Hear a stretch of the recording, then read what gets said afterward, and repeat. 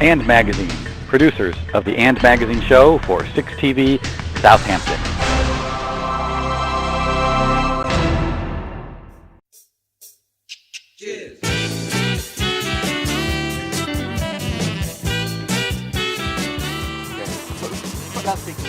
Now, you're on loudspeaker, so don't say anything you would be ashamed of.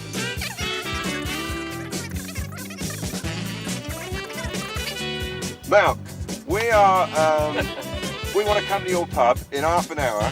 In today's issue of the And Magazine show, Martin is chatting to a few characters in Tottenham. He also meets with the leader of the current Formula 3 Motor Racing Championship, Eastleigh's Shane Kelly.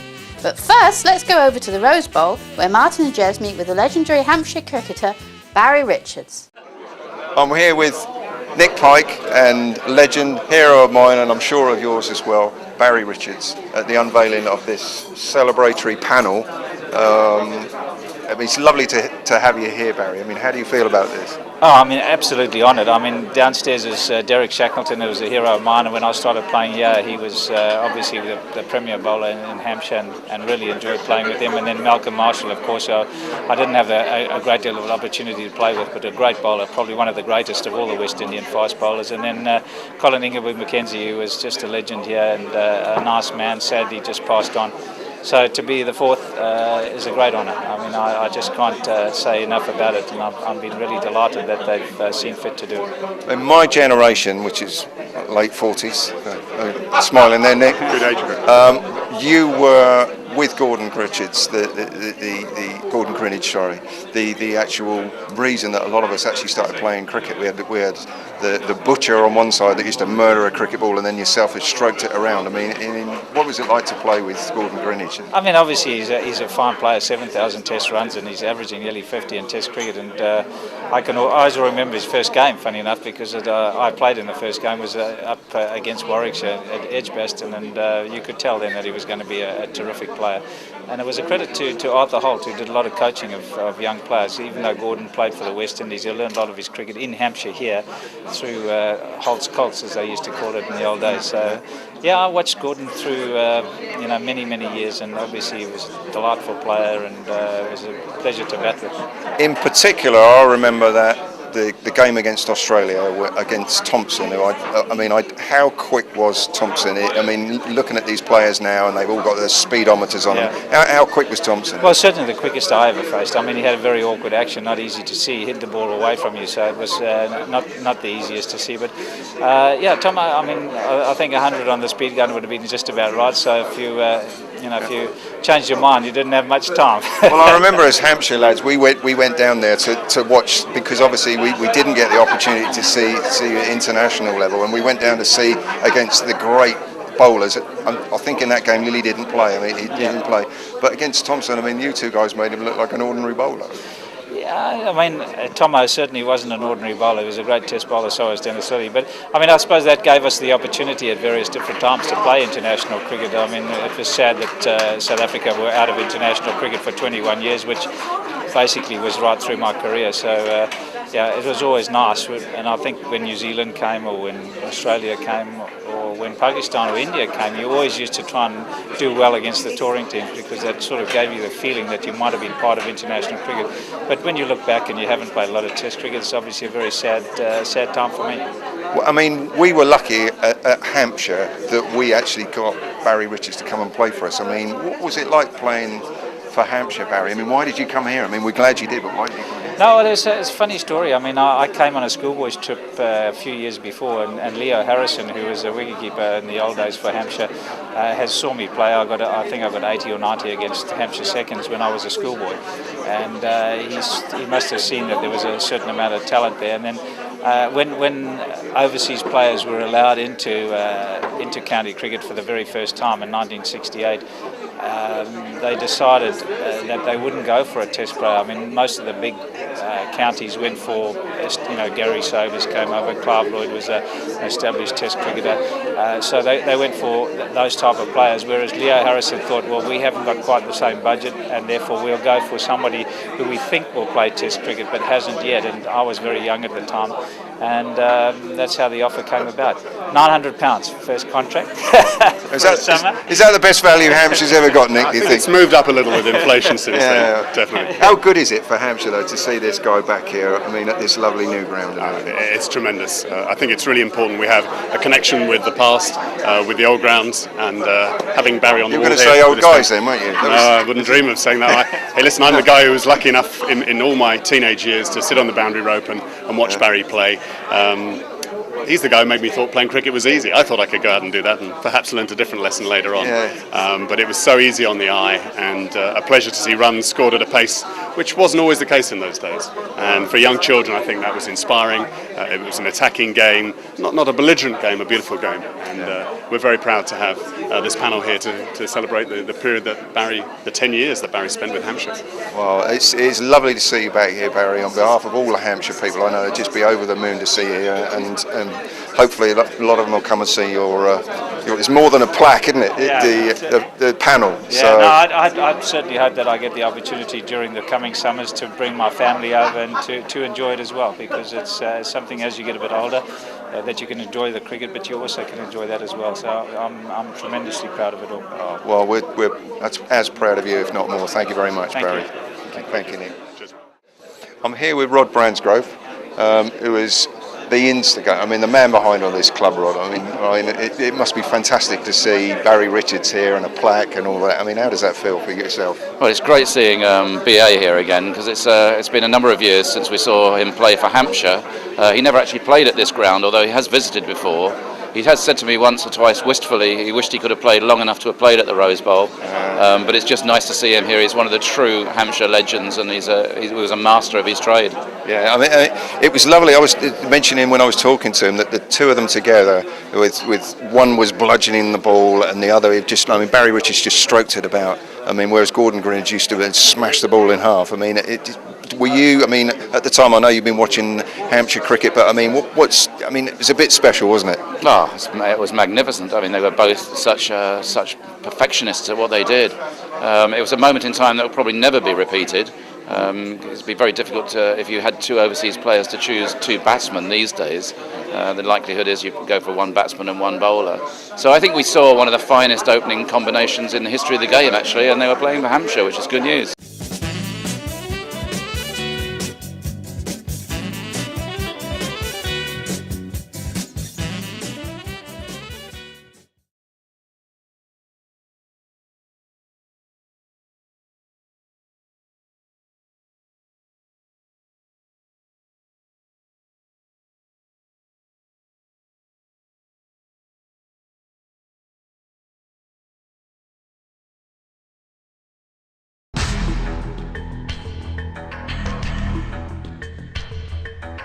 And Magazine, producers of the And Magazine show for 6TV, Southampton.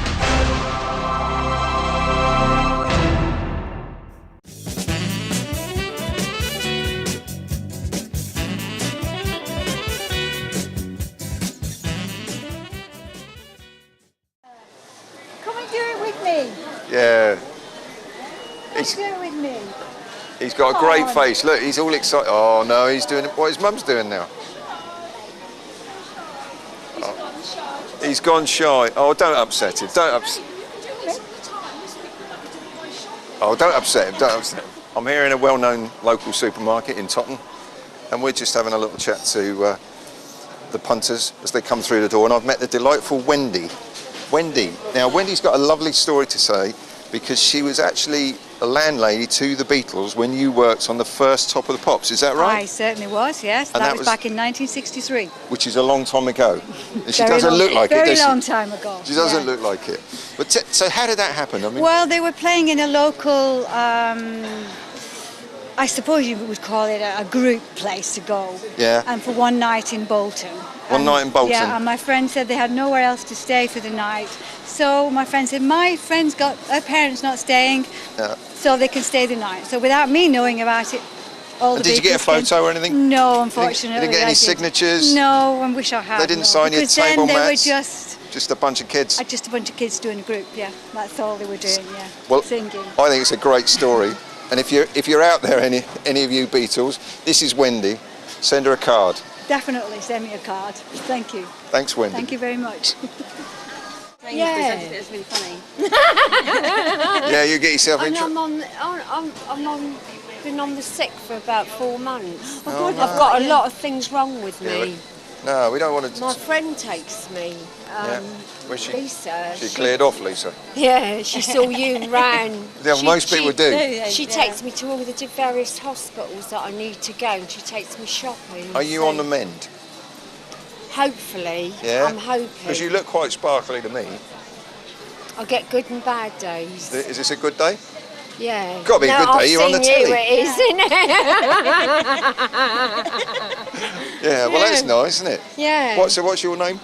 Trish. Trish. Say hello, Say Trish. hello. I'll say hello to all my mates at work. Hello. Hello, Mum. Hello, Mum. I'll be back soon. Trish, lovely to see you. And you. We'll see you again. Okay. All right? Bye-bye. Bye. Right. I'm here with Steve, and he is one of the duty managers that lets us come in and promote our magazine, which we can't tell you the name of, in a store which we can't tell you the name of as well. But what makes a young chap like you want to become a store manager then, Steve? I just think it's just a good career. It's a steady career. It's interesting. You meet a lot of people. Do you like groceries? Do you sort of particularly interested in stuff? Not so much. I mean, my job, I've worked in quite a lot of areas. You'll take that very across the business, seriously. That was and just meant as a throwaway question, really. But, it's just a lot of fun. yeah. Because you've got quite a big team here, haven't you? Yes, you I have. Yeah, got about 15 managers. How many people work in a store like this? Just under 400 people in this one. Good. That's almost as many as behind the camera there. Yes, it is. Yeah. And how long are you on for today? What do you do? Shifts? 8 to Yeah, we do shifts across. Yeah, like a rolling rotor each week. Yeah. So there's always cover on. Yeah. And unfortunately, this is my weekend in.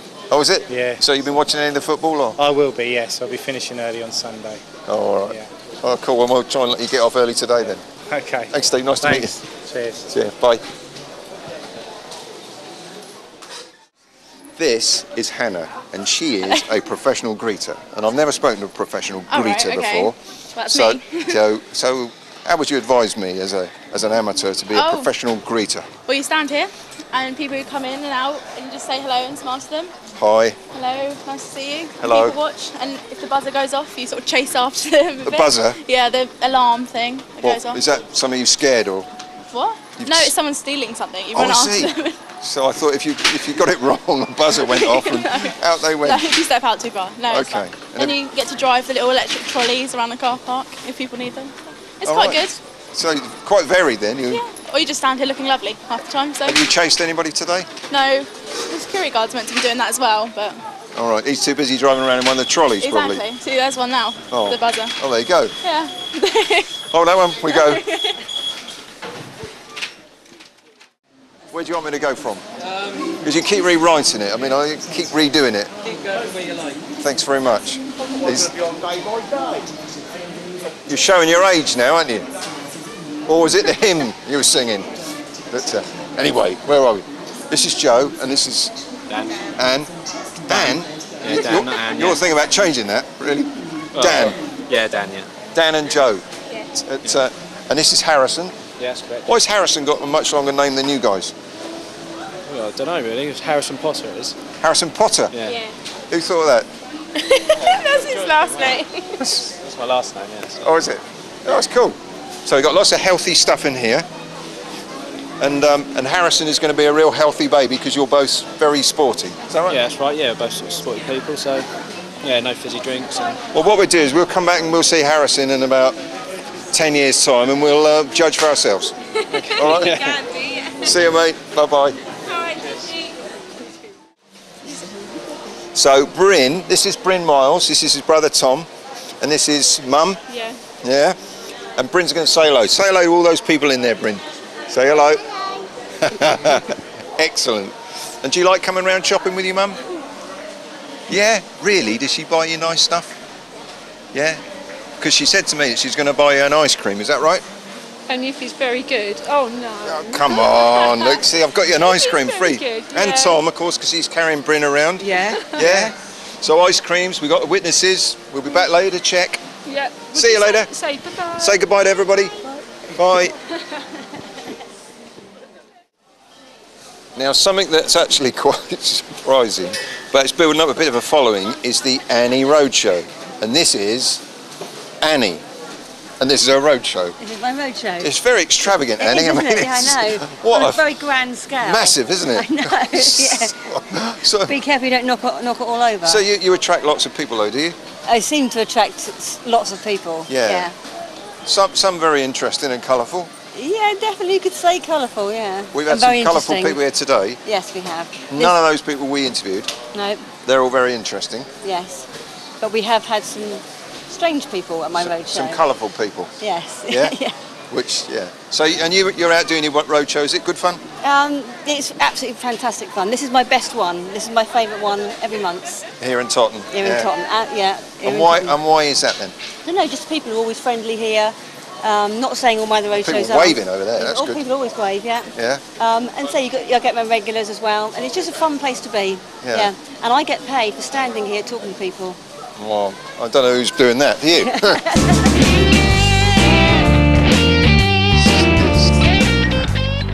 I'll be happy I'm racing around 140 mile an hour and standing on this. This doesn't inspire you with confidence, does it?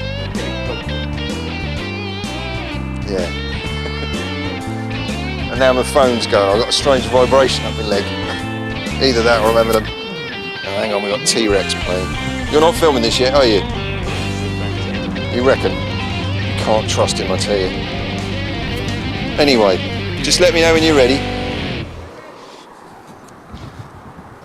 I'm up here with Shane Kelly, current Formula 3 leader, with 4 wins out of 4 races. He's from Eastleigh, he's a flying machine, and this is Jez's strange idea of a secure location to do a bit of filming in. And I've got to say, Jez, I'm not happy up here at all. This is moving about more than your car does. So I'm going to go in to more secure. Sorry, Jez, I'm going over there. This is all shaking about. This is not. Sorry, it's very unprofessional, Shane. Walk this way. I'm not doing it over there. We're So almost there. He's got a Honda link, so he's now talking a Honda at the top. So we. Hang on a second. You're doing this, aren't you? I just had one of those feelings. Look, you're supposed to give us a warning. You're supposed to give us a warning. Jason's off.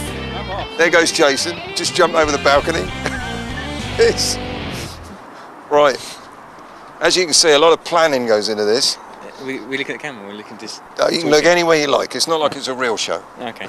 Although, before I start, I've got to say I'm not in the best of moods today because somebody ran over my glasses, and so hopefully I got no details to look into. But actually, being a true pro, I've got a spare, so I'm back. But anyway, you don't want to know that. Shane, we came down and saw you, or I didn't because I was on my deathbed, at the beginning of the season. Yeah. You had massive hopes for the new season. You got some new diagnostic gizmo that was going to tell you everything about the car and let you set it up properly so you could really compete this season. And you're off to a flyer. 4 races, 4 wins. You must be over the moon, aren't you? Big time, yeah. The team's confident, and everyone's flying high sort of thing. And hopefully we can keep it up all season. But I mean, it's getting harder each race because everyone's sort of finding their feet with their cars. So I can't see why not, but it's good. And what's been the difference? I mean, I spoke about this diagnostic bit of kit. I mean, what is that? I mean, I don't know much about cars. I'm just using a big word. It's tenths of a second, but it's tenths of a second per corner. We can break the lap down into different sectors and look at all our data and fine tune the car. So it's like a computer bit of kit, and it can see where you're losing speed and where you can gain. Is that right? Yeah. Basically, I know what I'm doing, but we can refine what I'm doing and see how much I'm doing it. Yeah. And that's down to having more sponsorship, is it? This bit of kit, I suppose. Yeah, we were fortunate to find a sponsor to buy all that kit, and we're lucky to have it, and it's definitely paid dividends. So how many races in the season? You've had 4. How far are you through the season? We're a third of the way now. So and how far in front? 26 points now. So. Which is how many races? I mean, if you didn't get into the next 2 races, how would it? We could still be leading the championship if we didn't enter the next race. So after it, so we've got to keep consistently scoring. We don't have to win any more races this year. Yeah. We just consistently score, And the nearest, what's the nearest people can come? I mean, we're down here in the lovely Rose Bowl. Unfortunately, you're not racing around here. Nigel, the groundsman's just having a fit. But where's the nearest people can come and see you? Probably the best is Thruxton, which is the end of the year. I've forgotten the date, but it's on our website. Which is? www.skracing.co.uk. Yeah, easy really. But, so, are you confident for the rest of the season? I mean, you say the others are catching you, but realistically, I mean, have you got a lot more work to do, or are you happy with the way the car's going? No, we're happy, we're confident. We're always going to try and improve everything, every time.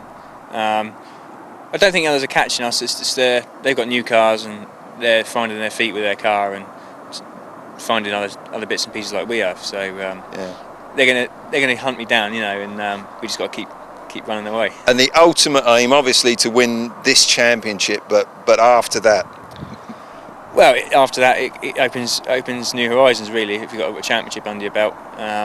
So we want to go to F1, don't we? Really? Yeah. We want an Eastleigh driver from F1. So we'll come back and interview him when he does that. Definitely. Good luck, Shane. Cheers.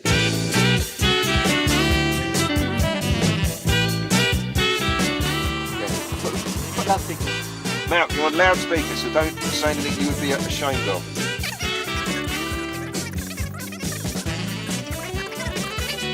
Malc, we want to come to your pub in half an hour and film